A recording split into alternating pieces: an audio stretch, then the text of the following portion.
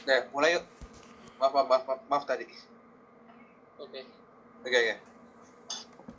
Kami dari kelompok bahasa Indonesia kelas C. Nama kelompok kami itu Heribertus Mujunta, Naufa Arelia, Matthew Monarwood Manggiring. Kami akan menjelaskan penulisan gabungan kata, rasa kata, depan, dan praktikal. Yang pertama itu penulisan gabungan kata. Gabungan kata itu dapat membentuk kata menjemuk dan kata frasa. Gabungan kata yang membentuk kata adalah gabungan antara bentuk terkiat dan kata dasar, misalnya ekstrakurikuler, prasejarah, swalayan. Gabungan kata yang membentuk kata menjemuk itu adalah gabungan antara kata dasar dengan kata dasar yang membentuk makna baru, misalnya rumah sakit, meja makan, tanda tangan, anak tiri, buku halus, dan tumpang tindih. Gabungan kata yang berupa frasa adalah gabungan dua kata atau lebih yang tidak bersifat predikatif. Misalnya gadis cantik, gunung tinggi, rambut pendek, bubur ayam, dan rumah besar. Penulisan gabungan kata tersebut memiliki ketentuan masing-masing. Berikut ini ketentuan masing-masing gabungan kata. Penulisan gabungan kata disambung jika gabungan kata tersebut berupa gabungan bentuk terikat dan kata benar dan kata dasar. Bentuk terikat dapat berupa partikel, kritik, dan tumbuhan. Contohnya itu tunawisma, antar benua, multidimensi, dijual, mencari. Penulisan gabungan kata bisa jika digabungkan kata membentuk kata majemuk dan frasa tidak beribuan. Contohnya itu seperti kampung batik, kerjasama, gotong royong, rumah sehat, budidaya, padu padan, tanggung jawab, kembang baik, aneka ragam.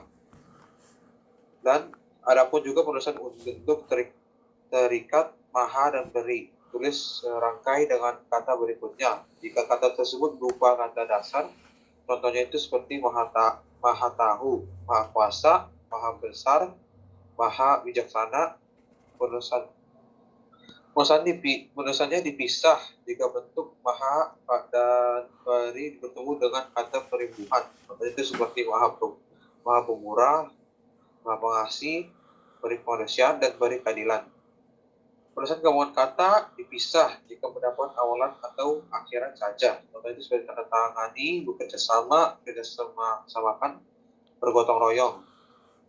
Penulisan gabungan kata disambung jika mendapat awalan dan akhiran. Contohnya itu seperti keanekaragaman, mengambil tangan, mendatangani, menjauhiakan, mempertanggungjawabkan. Frasa atau frase itu adalah gabungan kata yang bersifat non-predikatif.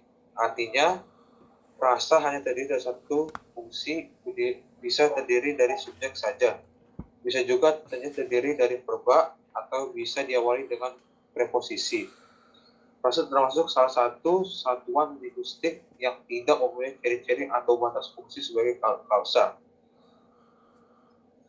Jenis frasa eksosentrik. Frasa eksosentrik itu adalah frasa tidak memiliki konstruksi sama dengan unsur atau pembentukannya. Artinya itu salah satu komponen dari frasa eksosentrik tidak dapat saling mengisi ketika dipisahkan. Frasa eksosentrik itu mempunyai dua komponen, yaitu komponen pertama perangkai yang berwujud posisi partikel, dan komponen kedua berupa subuh frasa yang berpangkal preposisi disebut frasa preposisional atau frasa eksosentris direktif, dan frasa yang berpangkai sumbu disebut frasa eksosentris dan didaktif.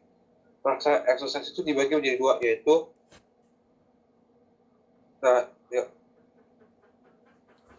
Frasa eksosentris dibagi menjadi dua, yaitu frasa direktif.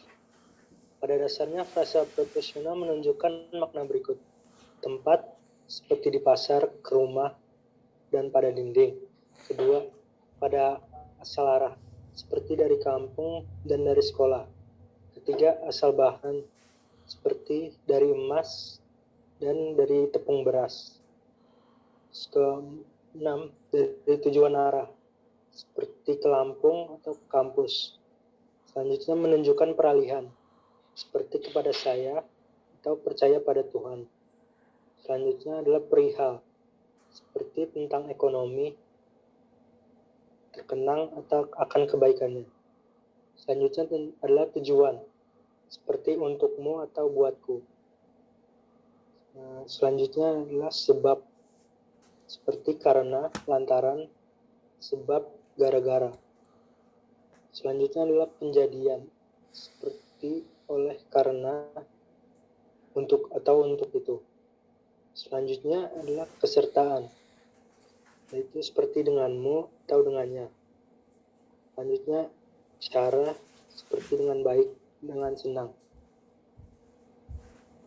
Selanjutnya adalah alat, seperti dengan cangkul dan dengan traktor.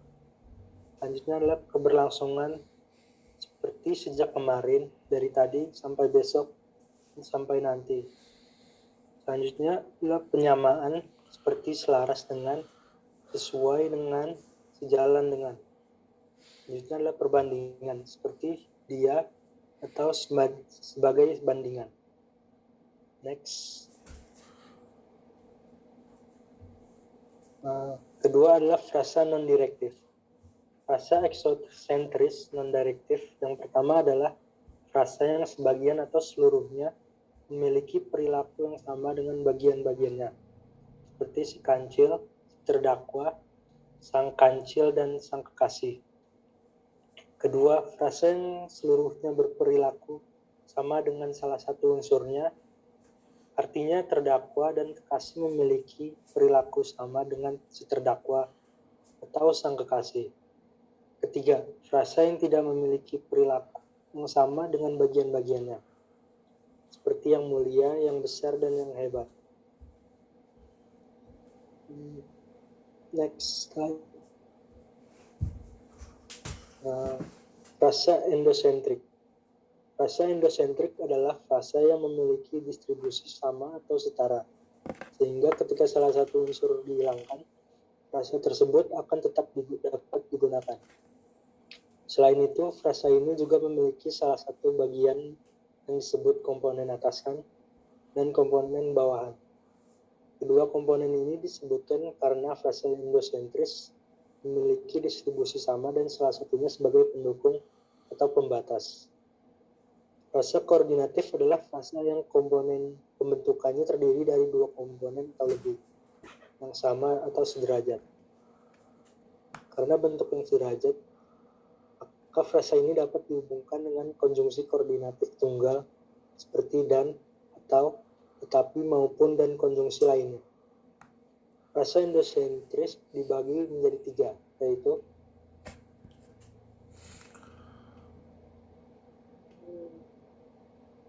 satu, frasa atributif, frasa yang terdiri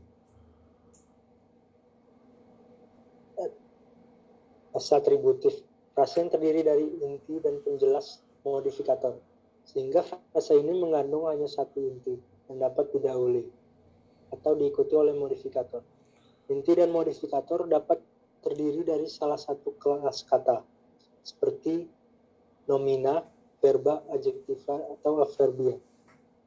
Jadi hanya ada satu unsur pusat atau unsur inti, sedangkan unsur lainnya adalah atribut yang tidak setara karena tidak dapat dihubungkan dengan kata penghubung dan atau. Kedua, frasa koordinatif. Frasa koordinatif terdiri dari unsur pembentuk yang memiliki kata dengan kedudukan yang sama, sehingga unsur-unsurnya bisa dihubungkan dengan kata dan atau kata atau. Ketiga, frasa positif. Frasa yang memiliki keterangan yang ditambahkan atau diperjelas. Frasa ini identik dengan nomina atau kata benda. Unsur-unsur pembangun frasa positif itu memiliki kedudukan yang sama sehingga bisa saling menggantikan. Next.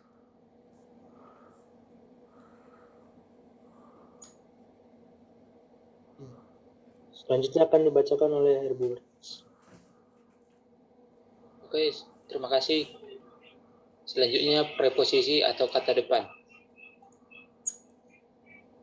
Preposisi atau kata depan adalah kata yang merangkaikan kata-kata atau bagian kalimat dan biasanya diikuti oleh nomina atau pronomina. Preposisi bisa berbentuk kata, misalnya di, dan untuk, atau gabungan kata, misalnya bersama atau sampai dengan. Next.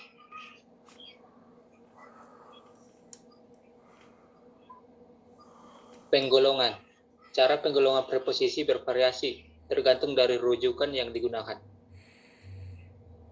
Berikut beberapa salah satu cara penggolongan yang dapat digunakan. Preposisi yang menandai tempat, misalnya di, ke, dari.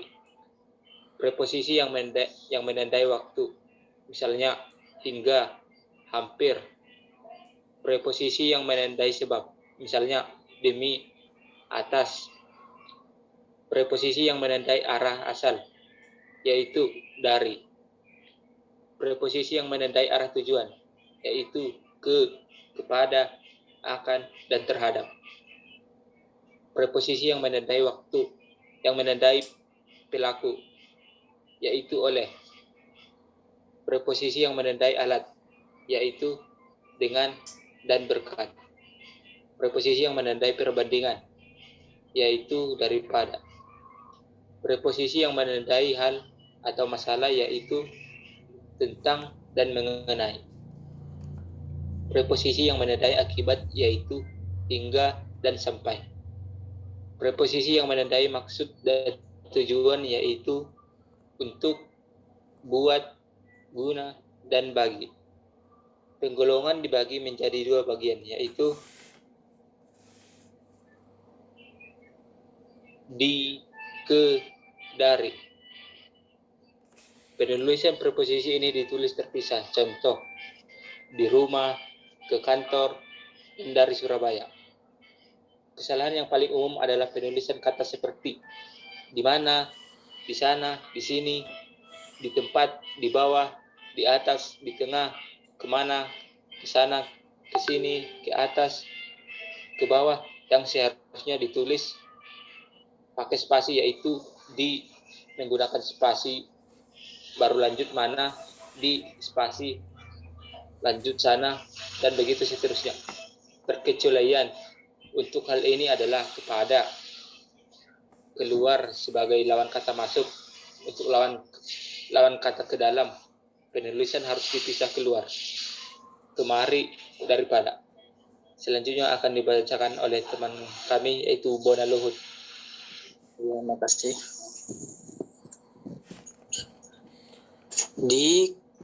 Di mana, yang mana.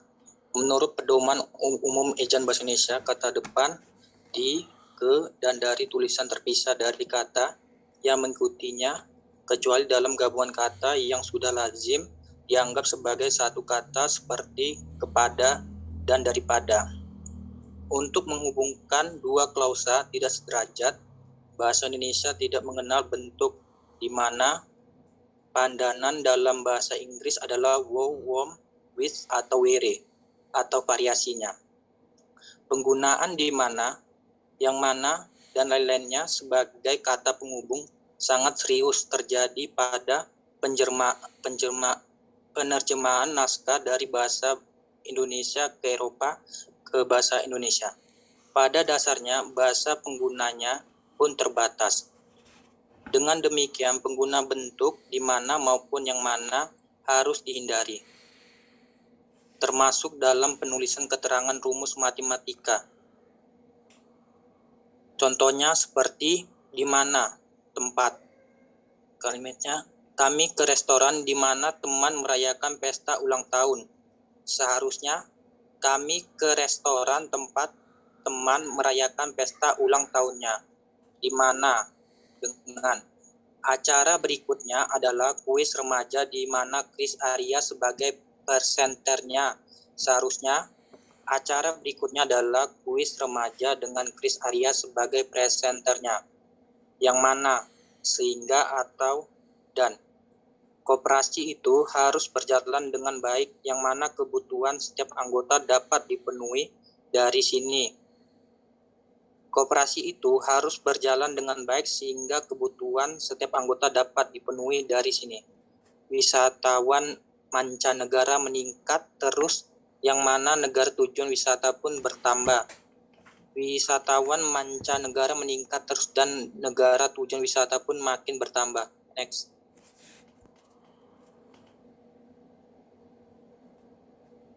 Kekisruhan ini mungkin disebabkan pengaruh oleh ejaan Soewandi tahun 1947 yang mengharuskan penulis diserangkai dengan kata yang mengikutinya baik sebagai kata depan maupun sebagai awalan. Pengguna di mana selalu ditulis terpisah, yang dapat hanyalah dalam sebagai kata tanya dalam kalimat tanya, sebagai kata penghubung yang menyatakan tempat dan dalam bentuk di mana-mana. Contohnya, 1. Di mana ia menginap. 2. Kami akan berunding tentang di mana ia akan menginap. 3. Di mana ia menginap. Di situ keluarganya menginap. 4. Ia dapat menginap di mana-mana. Next. Next, bro. Partikel atau kata tugas.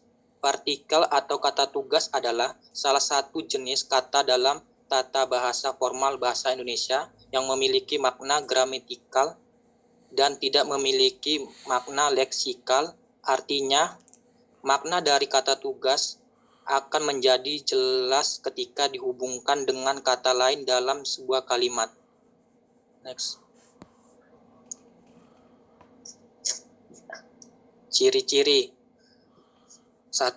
Kata tugas memiliki beberapa ciri, yaitu mempunyai makna gramatikal dan tidak memiliki makna leksikal. Seringkali bentuknya tidak berubah. Maknanya akan jelas jika dibandingkan kalimat lain. Next. Jenis. Berdasarkan perannya, kata tugas dapat dibagi menjadi 5 subkelompok. 1. Preposisi kata depan, contohnya di, ke, dari. 2. Konjuksi kata sambung atau penghubung, contohnya dan atau serta. 3. Artikula kata sandang, contohnya si, sang, para. 4. Interjeksi kata seru, contohnya wah, bah. 5. Partikel penegas, contohnya kalaupun. 6. Secara umum, konjuksi atau kata penghubung terbagi menjadi 2, yaitu penghubung koordinatif berfungsi menghubungkan kata atau kalimat yang berkedudukan setara, sedangkan kata penghubung subordinatif menghubungkan kata atau kalimat yang memiliki kedudukan tidak setara. Contohnya, ibu membeli buah dan sayuran di pasar. Ini kalimat konjuksi koordinatif. Ayah rajin berolahraga agar tetap bugar. Ini kalimat konjuksi subordinatif. Next. Ya, terima kasih. Ini presentasi kami. Mohon maaf kalau ada kata-kata yang kurang baik ataupun tulisan yang salah. Mohon maaf juga kalau ada orang-orang yang belum buka kamera soalnya lagi connect-nya lagi kurang bagus. Terima kasih.